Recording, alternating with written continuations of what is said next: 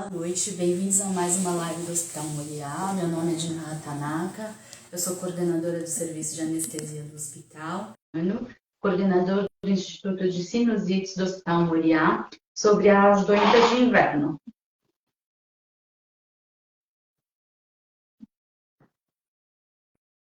Boa noite, Fabrício.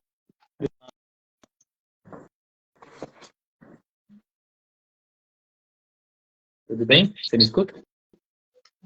Agora sim, estamos te escutando, tudo bem? Joia, tudo bem.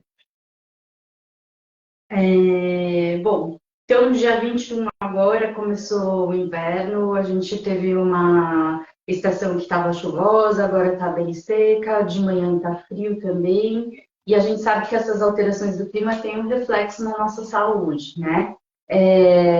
Eu tenho algumas dúvidas, a gente já recebeu algumas dúvidas mais cedo e eu tenho certeza que quem está em casa deve ter dúvidas também.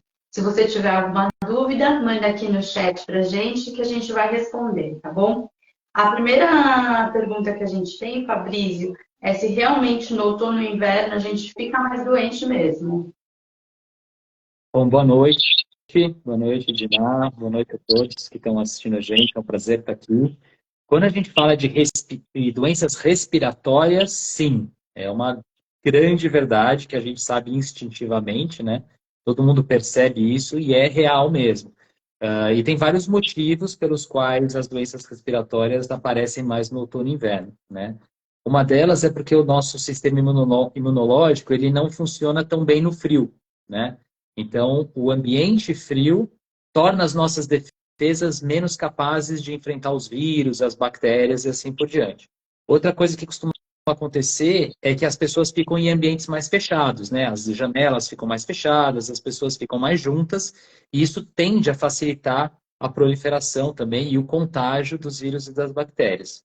E, por fim, o ar seco, poluição e tudo mais acaba piorando as doenças alérgicas também. Então, muita gente tem rinite alérgica, bronquite, asma, acaba piorando também por conta disso. Então, esses três fatores juntos aí são os grandes responsáveis pelo aumento das doenças respiratórias nessa época do ano. Perfeito.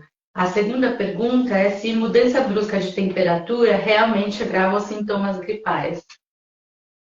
Então, a mudança brusca não necessariamente. O pessoal fala muito do choque térmico, né? Mas isso, na verdade, em relação à doença respiratória, não.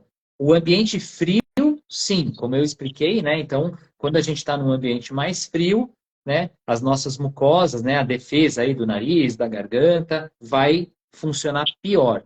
Mas não necessariamente é a mudança de temperatura que causa isso, e sim é o fato da temperatura estar mais baixa. Tá ótimo. Então, aquela coisa de choque térmico, sair do banho, abrir a geladeira, não tem problema, né? A não ser que você fique muito tempo na frente da geladeira. E a outra coisa é que muita gente fala de tomar água gelada, né? Sim. É a mesma coisa, né? Então, assim, o tempo que a água passa na garganta é tão rápido, né, que não vai dar tempo de diminuir as defesas. Então, tomar água gelada não vai aumentar a sua chance de ficar doente, né? Perfeito. E o ar-condicionado faz mal para quem está gripado ou tem rinite? Excelente pergunta. E aí, sim, a resposta é sim. O que acontece? O ar-condicionado, ele esfria o ar, né? Você pode usar para esquentar, mas no Brasil a gente usa normalmente para esfriar. Então entra naquilo que eu falei do ar frio. Mas mesmo se você não está baixando muito a temperatura, o ar-condicionado ele tende a ressecar o ambiente, ele tira a umidade do ambiente. Então, de uma maneira geral, esse ar mais seco acaba piorando um pouco também, né?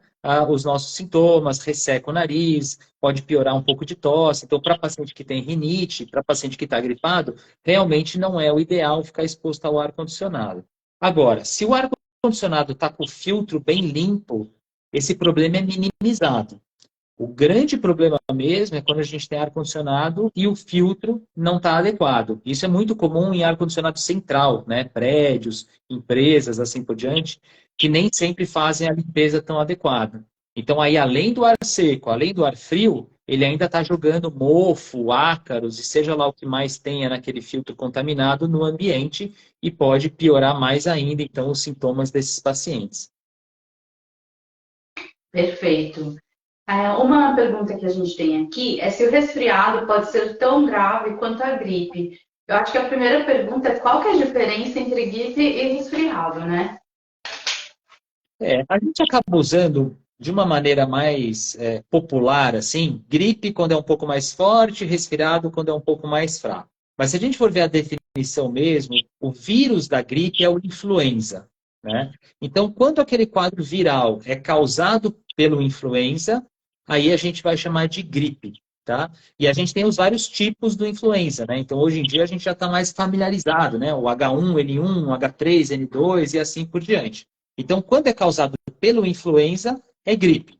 Os outros vírus respiratórios, e aí tem um monte deles, né? Adenovírus, rinovírus, alguns tipos de coronavírus que não são o Covid, sincicial respiratório, etc., eles vão dar os resfriados. De uma maneira geral, o influenza dá uma doença mais grave, que é aquela gripe com dor no corpo, febre e assim por diante. E o resfriado tende a ser mais leve. Mas agora, depois do Covid, a gente está vendo que tem muitos vírus que antes eram mais, entre aspas, bonzinhos, né? Então a gente está vendo quadros de adenovírus e de rinovírus que estão sendo tão intensos e graves quanto o influenza, né? Então hoje em dia não dá mais para a gente falar que o resfriado é tranquilo. A gente está tendo alguns quadros de resfriado mais intensos também. Perfeito. E por que mesmo tendo tomado a vacina contra a gripe, as pessoas ainda podem ficar doentes? Acho que tem a ver com isso que você explicou, né? Tem dois aspectos aí. Primeiro, que a gente tem um monte de vírus respiratórios, não é só o vírus da influenza. Então, a primeira coisa é, para os outros vírus, a vacina da influenza não protege. A outra coisa é que a gente tem vários tipos de influenza. Tem vários, né? A gente aprendeu com a Covid, né? Alfa, beta, delta, gama, ômicron, né? Então, a mesma coisa acontece com o vírus da gripe. Ele tem vários subtipos. E normalmente a vacina da gripe, ela pega 3 ou 4 subtipos. Depende se você tomou a trivalente ou a quadrivalente. E esses subtipos, eles são meio escolhidos, assim, os cientistas, eles tentam prever qual vai ser o subtipo que vai causar mais doença naquele ano.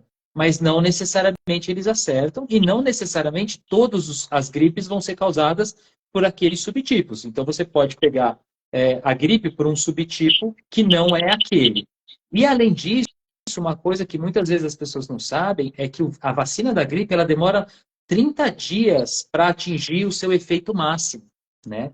Então, nesse período, você também está predisposto. Por isso que o ideal é sempre você se vacinar assim que a vacina está disponível, né?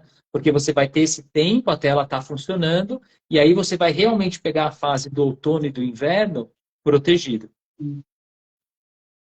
Perfeito. É, e a pergunta da friagem. Tomar friagem, tipo andar descalço, pegar frio, tomar sorvete, piora os sintomas de gripe e resfriado? Então, é a mesma coisa.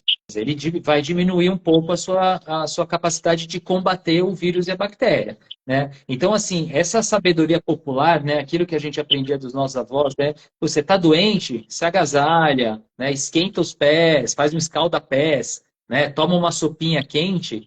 Isso aí não é só pelo conforto, mas tem uma base também científica. Porque você, nesse ambiente mais morno e mais quente, suas defesas vão funcionar melhor. Você estando bem hidratado, as suas defesas vão funcionar melhor também. Inclusive, esse é o motivo pelo qual a gente tem febre, né? Então, a subida da temperatura, ela vai fazer as nossas defesas funcionarem melhor. Então, a gente não recomenda que você trate a febre, a qualquer febre. Uma febrinha baixa, ela é boa para você combater a infecção, né? A gente trata quando é aquela febre muito alta, né? 39, porque daí o mal-estar que ela causa é muito grande. Mas o ideal para combater uma infecção é que você fique ali ao redor dos 37,5, porque é a temperatura que o seu corpo vai combater melhor o agente infeccioso. Perfeito. E a sinusite sempre começa com uma alergia? Ou o que pode causar a sinusite? Então, sinusite é um tema amplo, né? Tem vários tipos de sinusite.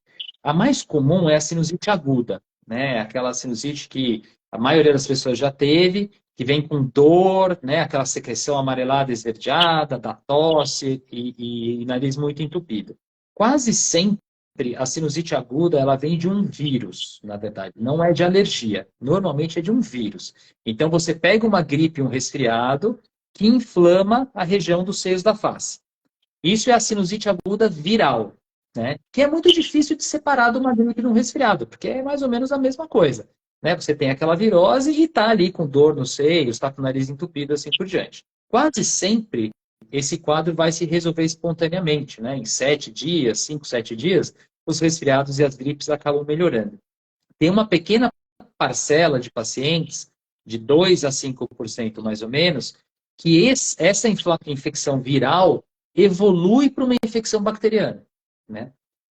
Então é aquele paciente que tem a gripe, ele melhora e depois de uns 5, 7 dias ele piora de novo. Parece que a infecção voltou.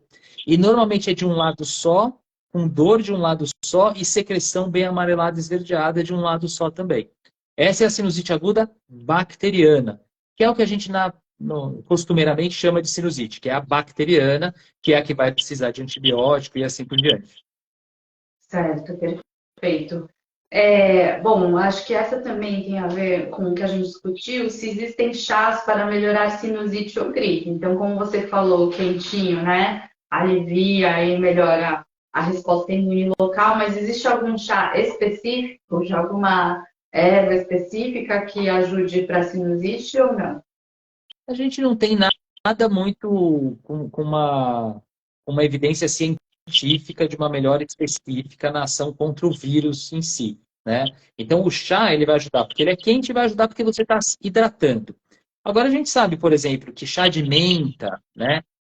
Aquele cheirinho da menta te dá uma sensação de estar respirando melhor, por exemplo, né? Então, ele ajuda. Limão, a mesma coisa. Então, na verdade, o chá ele vai ajudar por causa disso, porque você vai hidratar e porque ele é quentinho. Use o que você gosta, né? Porque não vai ser um ou outro específico que vai ter atuação. A gente tem plantas medicinais, sim, que têm efeito. Então, por exemplo, o guaco é uma planta que tem um certo efeito expectorante, né? Ela ajuda a eliminar catarro, por exemplo, quando você está com muita tosse, esse tipo de coisa. Mas, na verdade, o efeito disso ele é pequeno. Então, use o que você gosta, na verdade, e aí espere uns dias, deixa seu sistema imunológico agir, que você vai melhorar. Perfeito. Tomar prednisona para sinusite pode desencadear outro problema ou piorar a sinusite? Essa é boa, né? Porque vira e mexe as pessoas compram corticoide na farmácia e se automedicam, né? Essa pergunta é muito boa, na verdade, e é um perigo, na verdade, o corticoide ser vendido livremente nas farmácias. Você sabe que a gente tem um projeto na Associação Brasileira de Otorrino, em conjunto com a Sociedade de Endocrinologia e de Pneumologia, porque a gente acha que o corticoide deveria ser a venda restrita igual ao antibiótico, né? Porque ele pode causar muitos efeitos adversos, principalmente se ele é usado com frequência, né? Então, o corticoide ele é um excelente anti-inflamatório. Então, quando a gente toma corticoide, a gente se sente melhor, né? Se você está com uma sinusite e toma um corticoide, vai melhorar a dor de cabeça, vai desentupir o nariz, vai melhorar a tosse. Então, é uma excelente medicação, mas você tem que tomar cuidado com o número de vezes e os dias que você usa, porque o uso crônico pode causar osteoporose, necrose de quadril, aumento da pressão do olho, diabetes, né? Em crianças é gravíssimo, porque ela diminui o crescimento de criança. Então, crianças que tomam muito corticoide, elas vão crescer menos do que a criança que não toma. Então, assim, é uma série de efeitos colaterais. Então, o uso tem que ser muito restrito só quando realmente ele é necessário. Então, ele vai melhorar a sinusite, mas o preço que você está pagando para isso tem que ser pesado. Perfeito. Mais uma pergunta. Devo lavar as narinas com soro frio ou morno? Tá. Então, a lavagem nasal, ela é ótima. A lavagem nasal é uma coisa que ajuda, principalmente quando a gente está resfriado, gripado, ou com sinusite, ou com rinite, né? A lavagem nasal, ela vai limpar as secreções que estão dentro do nariz, então ela vai dar um efeito sintomático de melhora. Ela vai ajudar a descongestionar o nariz, então ajuda você a respirar melhor. E ela elimina também mediadores inflamatórios que estão ali no muco nasal, ou seja, ela tem um efeito anti-inflamatório também. Então, a lavagem nasal ela é excelente para esses quadros. Tá? Em relação a fazer frio ou morno, o ideal é fazer na temperatura do corpo. Do mesmo jeito que você está tomando um chazinho quente, o ideal é que você faça a lavagem com soro morno. Tá? Se a gente está no verão, está 30 graus, né, lá no ambiente externo, você fazer a temperatura ambiente, a diferença da nossa temperatura, que é de 36, 37 graus, é muito pequena. Então, pode usar. Agora, no inverno, é legal dar uma mornadinha antes de usar. Gelado nunca. Então, aquela coisa de tirar da geladeira e já jogar direto no nariz, com certeza não. Agora, um problema que a gente está vendo com muita frequência é que agora está na moda as lavagens de alto volume. Né? Todo mundo já deve ter visto aquelas garrafinhas, né? Que você faz uma pressão, ele entra por um lado e sai pelo outro. Ou até com seringa mesmo, que você joga e entra por um lado e sai pelo outro. É excelente para fazer lavagem. Só que se você fizer com muita pressão, ela acaba indo para um canal que a gente tem internamente no nariz, que chama tuba auditiva, que vai ligar o fundo do nosso nariz com o ouvido. Então, quando você faz muito forte, você está levando esse soro e o catarro que tiver no nariz e a bactéria que tiver no nariz direto para o ouvido. Então, a gente está vendo muito caso, especialmente de crianças que estão começando a ter otites por conta dessa lavagem. Então, ela tem que ser feita muito delicadamente, não pode apertar forte, é sempre muito lentamente. Eu tenho 2 pacientes que tiveram ruptura do tímpano porque o pai apertou muito forte a garrafinha. Né? Então, realmente, a lavagem é excelente, mas é necessário esse cuidado porque a gente tem visto alguns problemas aí com essa pressão excessiva. Ótimo, perfeito. E só soro fisiológico mesmo, né? Não, tem gente que usa outros líquidos, outras soluções. Tem alguma recomendação sobre isso? Não. O ideal é o soro fisiológico, né, que é água e sal na concentração de 0,9%, porque ele é o que vai irritar menos o nariz, né, e a gente sabe que ele não causa nenhum problema. Agora, o médico ele pode, eventualmente, mudar essa concentração. Tá? Então, às vezes, a gente usa soro hipertônico, por exemplo, que em vez de ser 0,9%, ele é 2%, ou seja, ele é mais salgado. Qual que é a vantagem? Ele desobstrui mais o nariz. Ele tem esse efeito de desentupir o nariz mais intenso. Por outro lado, ele arde. Então, a gente tem sempre que pesar aí para quais pacientes que vale a pena usar esse soro hipertônico. E normalmente a gente usa por um período mais curto. A outra coisa que é muito comum hoje em dia é a gente colocar medicações dentro do soro. Tá? Então, eu quero, por exemplo, jogar antibiótico dentro do meu seio da face, ou corticoide, ou xilitol, que é um adoçante com efeito antibacteriano. Então, eu jogo essa substância dentro do soro, faço a lavagem e aí eu estou levando o remédio para lá. Em relação ao corticoide, para fazer um paralelo com a sua pergunta anterior, quando eu jogo o corticoide dentro do nariz, eu tenho os benefícios anti-inflamatórios do corticoide, sem os riscos e efeitos adversos do uso oral. Né? Então, vale super a pena. Então, a gente usa muito isso. Né? Coloca o corticoide dentro do soro, porque daí você consegue fazer aí a limpeza e usar o efeito anti-inflamatório dele ao mesmo tempo. Perfeito. Uma pergunta que chegou agora. Durante a pandemia, era dito que a Covid-19 tinha mais chance de se proliferar no inverno. Mesmo com as vacinas, esse risco existe? É a mesma coisa. Não é que o vírus vai se proliferar mais no inverno. É que a gente no inverno está mais perto um do outro, né? E as nossas defesas normalmente estão um pouco mais prejudicadas. Então, isso é verdade para qualquer vírus, não só o da Covid-19. Né? E a vacina da Covid, a gente sabe, ela protege bastante, mas ela não é 100%. Né? Então, apesar da gente ter visto uma diminuição muito grande, né, nos casos de Covid, a gente vê que ainda existem. E no inverno a tendência é que eles apareçam um pouco mais, porque essa transmissão acaba acontecendo um pouco mais. Mas, sinceramente, hoje, a gente está vendo casos muito mais graves de influenza, por exemplo, do que de Covid. Né? os quadros de Covid tendem a ser mais leves, porque está todo mundo vacinado, né? Os quadros de influenza acabam sendo hoje em dia até mais graves. Certo. A Covid-19 deixou algumas pessoas com sequelas. De agora em diante, as gripes podem ser mais fortes. Acho que é aquilo que você falou um pouquinho antes também, né? Mas você sabe, Dina, que isso é uma coisa que a gente tem tido assim, um número muito grande de pacientes relatando. Que depois que eles tiveram Covid, eles passaram a ficar mais doentes, então eles ficam doentes mais vezes, que as doenças, as gripes, os resfriados têm ficado mais intensos, então parece que está demorando mais para melhorar. E a gente está vendo também aumento do número de casos bacterianos. Então, por exemplo, gente que nunca teve sinusite e depois da Covid fala, poxa, agora todo o meu resfriado vira sinusite. Tá? A gente não tem uma explicação para isso ainda, mas o mais provável é que uma das sequelas da Covid realmente seja uma certa diminuição do sistema imunológico. As pessoas realmente parece que estão com a resistência um pouco mais baixa. Se isso vai ser transitório ou permanente, a gente não sabe, né? Mas que é uma coisa que é muito comum. Todo dia no consultório vem um paciente que fala, nossa, depois da Covid eu estou doente toda hora. Então isso realmente está acontecendo. Puxa vida.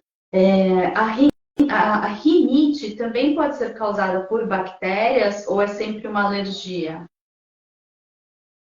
Se a gente for ver a definição médica mesmo, o nome certo é rinocinusite, né? Porque tanto o nariz quanto os seios da face vão estar afetados, né? Seja por um vírus, seja por uma bactéria, seja por alergia. Mas por convenção, a gente costuma chamar de rinite aqueles quadros que é de nariz entupido, espirro, coceira e aquela secreção mais transparente dentro do nariz. Isso é o que a gente chama de rinite, tá? As rinites, metade delas são alérgicas. Tá? A outra metade é o que a gente chama de rinites não alérgicas, e tem vários tipos. Tem a rinite eosinofílica não alérgica, que antigamente chamava rinite vasomotora, que é um nome super complicado, mas é fácil de entender. É aquela pessoa que diz que tem alergia de mudança de temperatura. Essa pessoa, sim, ela sai do quentinho da cama, a hora que ela põe o pé no chão, o nariz entope e começa a espirrar. Ou ela sai do banho quente, começa a atacar o nariz. Essa é a rinite vasomotora. Tem rinite gustativa, tem gente que, por exemplo, quando come pimenta, o nariz começa a escorrer. Tem a rinite do idoso, tem a rinite da gestante. Então, tem vários tipos de rinite e metade, mais ou menos, dos casos que são a rinite alérgica, que é a mais comum. Perfeito.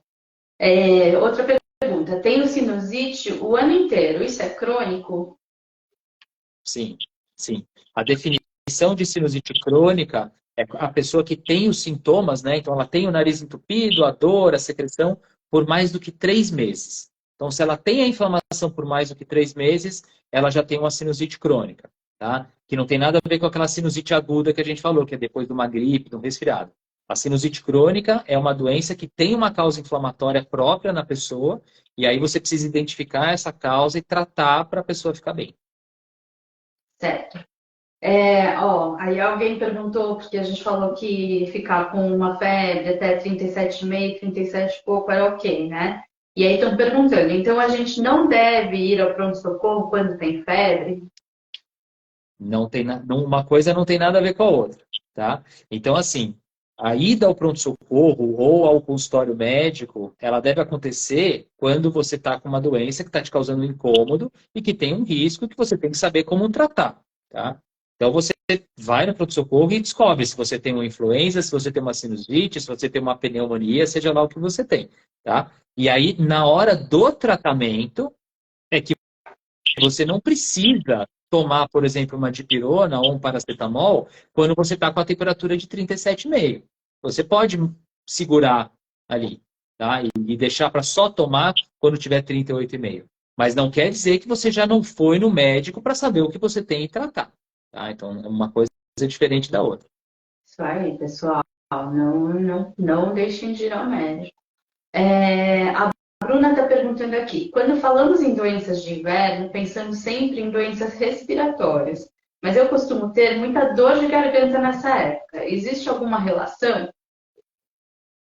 Existe, e a dor de garganta é considerada uma doença respiratória também, né? Porque a garganta faz parte aí do sistema respiratório. A faringe, ela faz parte tanto do sistema digestório quanto do sistema respiratório. E é a mesma coisa, né? A dor de garganta quase sempre ela é causada por vírus, eventualmente bactéria, mas a grande maioria é por vírus, e os fatores predisponentes são os mesmos. É baixa temperatura, é ar seco e é contágio com outras pessoas, né? E uma coisa interessante é que normalmente essas doenças respiratórias, elas têm uma história natural, né? A maioria delas, no primeiro ou segundo dia, o sintoma preponderante é a dor de garganta. Tanto que quase todo mundo fala, meu ponto fraco é a garganta. Toda gripe minha começa pela garganta. Porque a maioria das pessoas é isso mesmo. Primeiro, segundo dia, dói a garganta. Aí a garganta melhora, começa o nariz entupido, coceira, o catarro no nariz. Aí lá pelo quinto, sexto dia, isso aí melhora. Só que aí vem a tosse, né? A hora que a pessoa acha que ela está melhorando, ela começa a tossir. Lembra aquela tossinha que vem depois de uma gripe ou um resfriado? É normal, é esperado que tenha. Então, lá pelo sétimo dia tem tosse seca, aí ela vai virando uma tosse mais produtiva. A gente fala, começou a soltar o catarro, né? Então, tem a tosse seca, aquela tosse com catarro, até que lá pelo décimo segundo dia, o paciente melhora de vez. Então, essa história natural ela é bem comum. Começa na garganta e depois vai evoluindo, né? Mas ela é uma doença respiratória também. Perfeito. E os riscos de tomar antigripal sem prescrição médica? Eu, pessoalmente, não gosto dos antigripais, esses que vendem livremente na farmácia, tá? Por quê? Porque eles são, na verdade, uma associação de vários remédios juntos, né? E a maioria deles, o que eles têm dentro? Eles têm um analgésico, ou dipirona ou paracetamol, tá? Que é legal, que vai te tirar o seu mal-estar, então é interessante. Eles têm um descongestionante, tá? Que vai desentupir o seu nariz, mas nem sempre ele é seguro, porque descongestionante pode dar muito efeito colateral, pode dar retenção urinária, aumento de pressão intraocular, taquicardia. Então, o paciente mais idoso, o paciente que tem problema de coração, não deve usar descongestionante, e às vezes toma sem saber, né? E eles costumam ter um antialérgico junto. E é um antialérgico de primeira geração, que são os antialérgicos mais antigos e que dão muito sono. Eles dão sono e eles ressecam a secreção. Eles deixam a nossa secreção mais espessa. Então é mais fácil de virar uma sinusite depois, né? Então eu pessoalmente não gosto de antigripal. Eu acho que você deve usar o remédio específico para o que você tem. Se você está com dor ou com febre, vai usar dipirona, paracetamol, ok, ou ibuprofeno. Se você está com o nariz entupido, você vai lavar com soro, eventualmente a gente usa um spray no nariz de corticoide para abrir um pouquinho, pode até usar um descongestionante por um curto período, né? Agora, um antialérgico para uma gripe, por exemplo, não faz sentido. Ele não vai ajudar em nada e só vai te dar efeito colateral.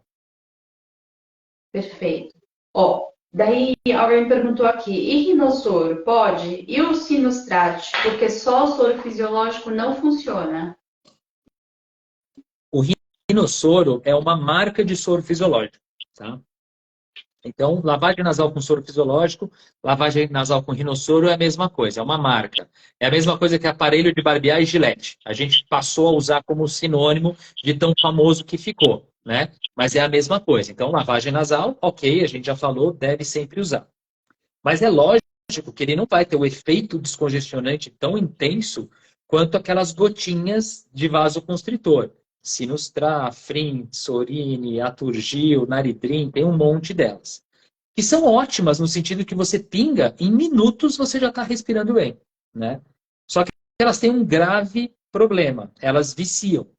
Porque quando passa o efeito, essa vasoconstrição é o quê? Sai o sangue de dentro da carne esponjosa do nariz. Então ela murcha e o ar consegue passar. Quando passa o efeito, você tem uma vasodilatação, ou seja, volta a ter sangue. Aí ela incha de novo.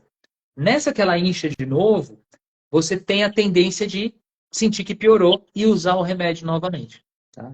E só para você ter uma ideia, Dina, em 3 dias de uso, já começa a existir uma dependência, né, de o seu nariz começar a entupir só pela falta do remédio, né? Então, é muito rápida essa transição para o vício desses remédios. Está cheio de paciente que teve um resfriado, começou a usar esse remédio passou 10 anos viciado, porque não conseguia largar. Né? Então, eu, pessoalmente, não recomendo esse uso. Eu prefiro aguentar 1, 2 dias entupido, usar outros remédios que também ajudam e não tem risco de viciar, do que começar a usar isso e acabar não conseguindo largar. E essas medicações são todas sem prescrição também, né? Exatamente, que é outro absurdo. Né? É possível ter problema de surdez por causa da sinusite? É possível. É possível, sim. Por causa daquele canalzinho que eu falei, a tuba auditiva, né? Que tem entre o nariz e o ouvido. Sempre que você tem alguma coisa tampando a tuba auditiva, a gente tem aquela sensação de ouvido tampado, tipo descendo a serra, né? Ou quando você está no avião, aquela sensação de ouvido tampado é porque a sua tuba auditiva está bloqueada, tá? Então, se você tem uma sinusite, o nariz está muito inflamado, está muito entupido, tem secreção descendo pelo nariz, ele tampa a tuba auditiva por causa disso. E aí você vai sentir essa sensação do ouvido tampado. Não vai ficar completamente surdo, mas é essa sensação de ouvido tampado como se estivesse descendo a serra. Assim. Perfeito. Achei interessante a fala do doutor sobre a limpeza nasal. Como faz? Pode fazer em casa ou só no consultório? Acho que isso você já respondeu. Mas tem uma outra pergunta assim. Pode fazer o soro em casa? Pode. Então, na verdade, a limpeza nasal é para fazer em casa, né? Porque você tem que fazer várias vezes ao dia, ou, enfim, depende se você está com uma sinusite ou com uma rinite, enfim. Então, o ideal é jogar soro no nariz, aspirar e cuspir pela boca. Ou para quem já domina a técnica, fazer aquele que entra por um lado e sai pelo outro. Mas não é obrigatório. Se você jogar o soro no nariz, puxar e cuspir pela boca, já é suficiente para ter uma boa limpeza, tá? Fazer o soro em casa, pode? Pode e é muito fácil. Você usa água filtrada, um copo de 250, 300 ml mais ou menos de água filtrada, uma colher de chá de sal, tá?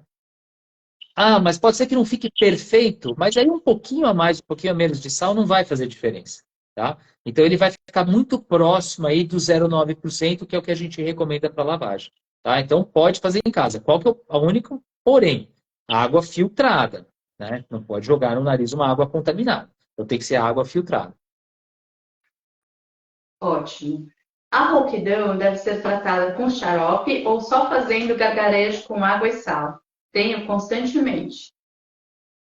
Tá. Rouquidão, não adianta fazer gargarejo, tá? Por quê? Porque o gargarejo ele vai chegar só aqui na parte de cima da garganta, que é a faringe. E a rouquidão ela é causada por um problema na laringe, que são as cordas vocais que estão aqui embaixo. Se você gargarejar e chegar na laringe, você vai engasgar e tossir. Não tem como. Não tem como fazer. Então, o gargarejo não vai ajudar para rouquidão. Ele pode ajudar para dor de garganta, mas para rouquidão, não. Tá? Xarope depende do xarope, depende da causa da rouquidão e do tipo de xarope. Se for uma rouquidão por um vírus, por exemplo, uma laringite viral, e você estiver falando de um xarope anti-inflamatório, ele vai ajudar.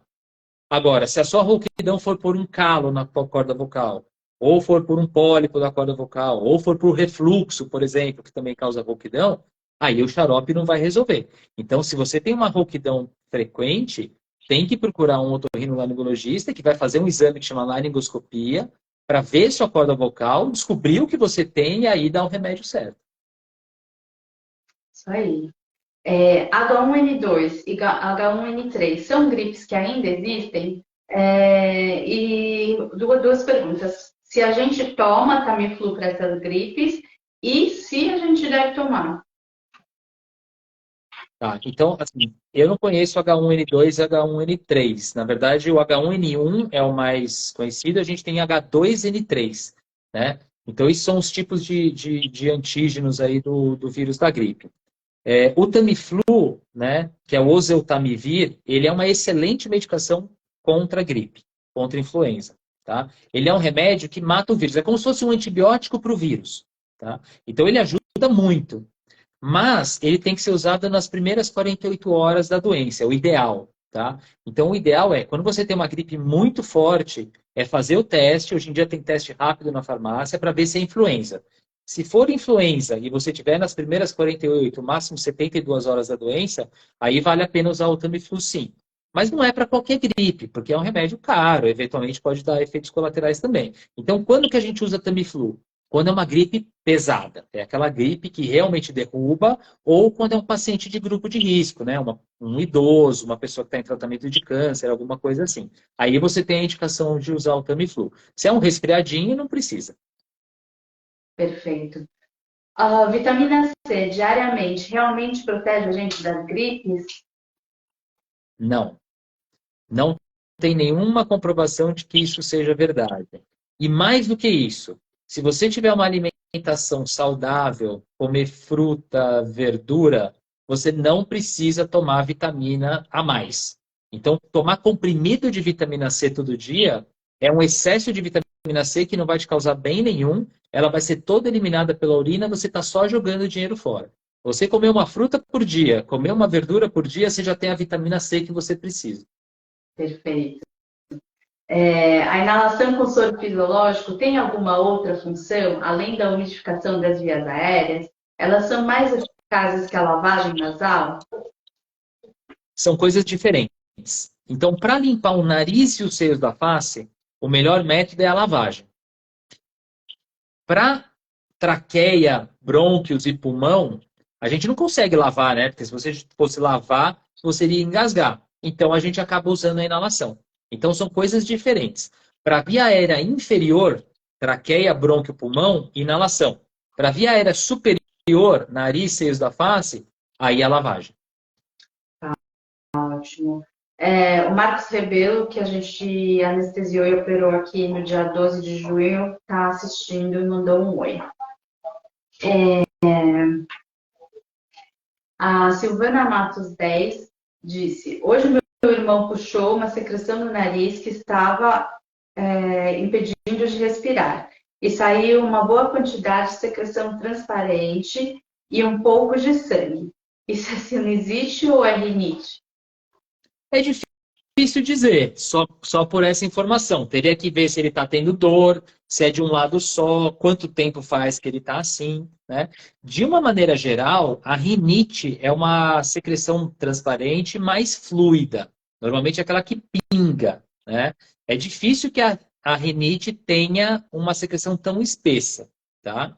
Então é mais provável, só pela secreção, não dá para a gente saber, não dá para fazer o diagnóstico aqui, que seja uma sinusite. Mas provavelmente uma sinusite viral, que o resfriado ou o pós-resfriado. Não necessariamente uma sinusite bacteriana, porque se ele não tiver com dor, né, e essa secreção mais transparente, dificilmente vai ser bacteriana. Ótimo. O doutor comentou sobre a medicação indicada para cada sintoma da gripe. E para dor de garganta, tem algo melhor ou mais efetivo do que pastilhas? Então, para dor de garganta, a gente pode usar analgésicos, né? Então, os analgésicos que a gente comentou, paracetamol, dipirona e ibuprofeno. Tem pastilhas de anti-inflamatório, né? Que é o flubiprofeno. E você tem pastilhas anestésicas, né? Eu, pessoalmente, não gosto dessas pastilhas anestésicas porque elas duram 5, 10 minutos, depois o efeito passa. A pastilha de anti-inflamatório é boa, né? Ela já dura um pouco mais. E você tem os anti-inflamatórios orais, né? Que seria diclofenaco, nimesulida, cetoprofeno, assim por diante. E aí é para aquelas dores de garganta um pouco mais intensas. Então, depende do quadro, né? Você pode usar pastilha anestésica, se for uma coisa muito leve, pastilha de anti-inflamatório, que é bom, analgésico, ou até anti-inflamatórios orais num quadro mais intenso. Certo. Tenho sinusite e muita dor na região das maçãs do rosto, próximo ao nariz. Existe algum tratamento para esse incômodo? Sim, e essa é a sinusite mesmo, é bem aqui que dói normalmente, né? Na testa, aqui, atrás dos olhos. Precisa ver a causa da sua sinusite, para ver se é uma sinusite crônica, entender o que está causando isso, e tem uma série de tratamentos. O que você já pode começar a fazer é a lavagem nasal. Isso você pode fazer que vai ajudar e não tem contraindicação. Agora, medicação, aí o ideal é procurar um otorrino, fazer um exame, né? Normalmente a gente faz uma câmerazinha dentro do nariz para olhar os seios da face, e eventualmente precisa fazer uma tomografia também para entender melhor, e aí instituir o tratamento. Mas hoje a sinusite é uma doença totalmente tratável. Ótimo.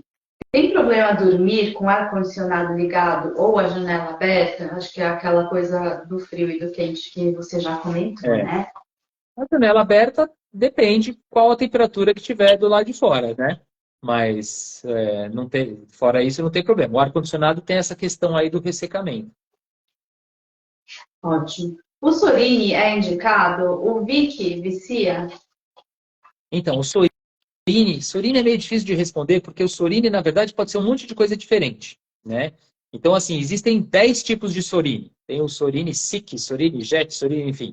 Então, assim, o Sorini vasoconstritor, que é aquela gotinha que você pinga e desentope na hora, é a mesma coisa que a gente falou antes. É ótima, mas no máximo 3 dias, porque senão começa a viciar, tá?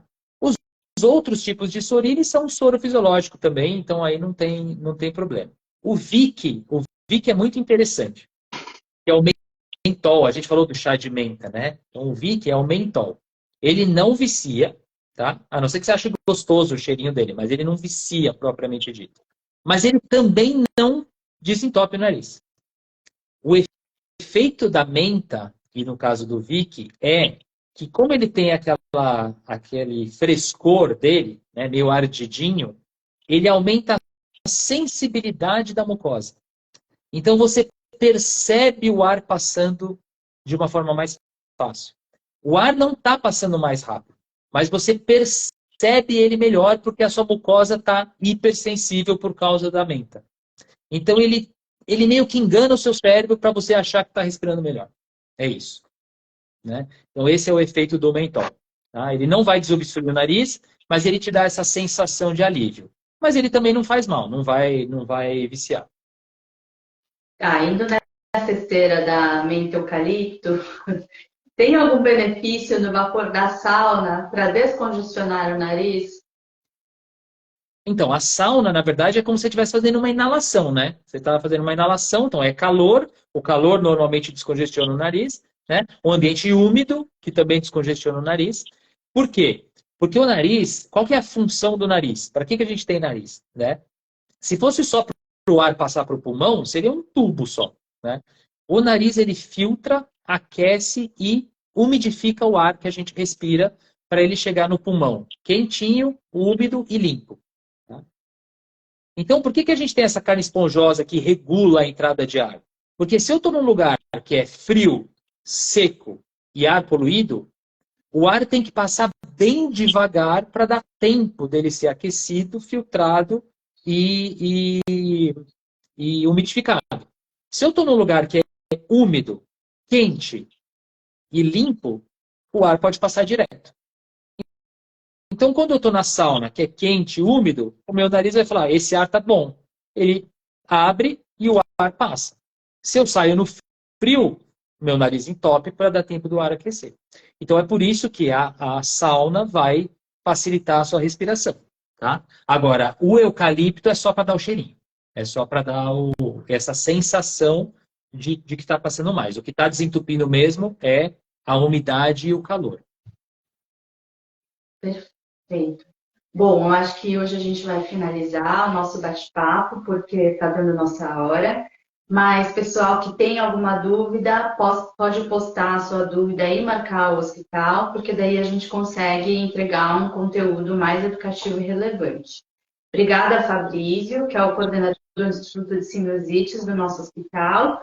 Eu agradeço a participação de todos. E se alguém quiser assistir essa live, pode assistir no feed ou também no nosso YouTube. Eu agradeço bastante, obrigado pelo convite. E só reforçando, sinusite tem cura e tem tratamento sim.